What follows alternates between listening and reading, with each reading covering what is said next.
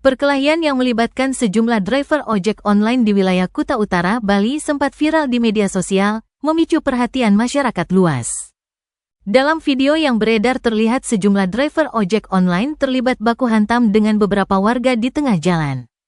Peristiwa ini terjadi di jalan menuju salah satu big club di wilayah Tibubeneng, Kabupaten Badung. Perkelahian yang tercatat terjadi pada tengah malam ini pertama kali dibagikan oleh akun Instagram Halo Denpasar dan langsung menyebar di media sosial. Video tersebut menunjukkan aksi saling pukul antara beberapa driver ojek online dan warga yang terjadi di tengah kondisi lalu lintas yang sedang ramai. Keributan ini sempat menarik perhatian pengendara lain yang berada di sekitar lokasi kejadian.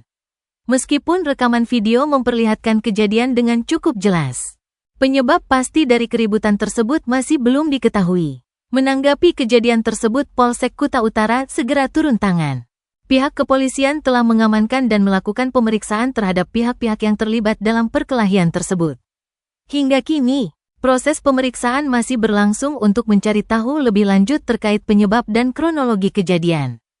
Peristiwa ini menjadi perhatian luas karena melibatkan driver ojek online yang menggunakan atribut khas mereka yakni jaket ojek online dan berujung pada kerusuhan di area yang biasa dikunjungi wisatawan.